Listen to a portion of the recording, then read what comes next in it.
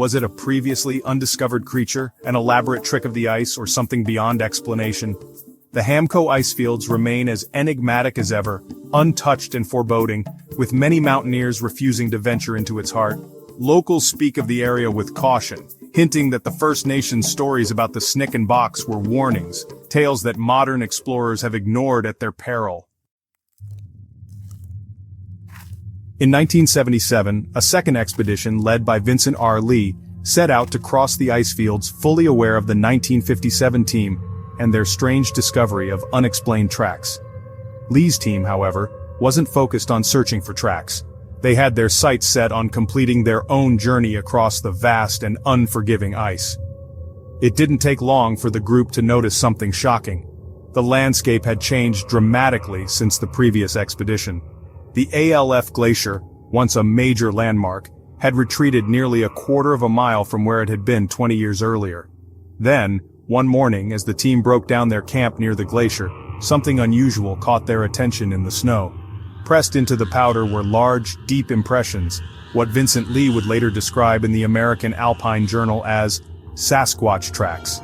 The team found themselves staring at the exact same kind of footprints reported by the first expedition 2 decades earlier. This discovery reignited old questions about the stories told by indigenous tribes. Were the warnings more than just folklore or campfire tales? Could there be truth in their legends? Eventually, this area would be named Masquatch Pass because of these discoveries. Yet despite all the documentation, measurements, and observations, no one has been able to explain these tracks. Scientists later proposed that the footprints might have been created by small animals bounding through deep snow. When animals like foxes or lynxes leap, their tracks sometimes overlap, creating the illusion of a single file line. As the snow melts and refreezes, the impressions can distort, making them appear larger and more mysterious. But this explanation didn't convince everyone. After all, the teams that found the tracks were highly experienced mountaineers. They could tell the difference between bipedal footprints and patterns left by four-legged animals. Even now, as we approach 2025, the Hamco ice fields remain one of the most remote and challenging landscapes in the world.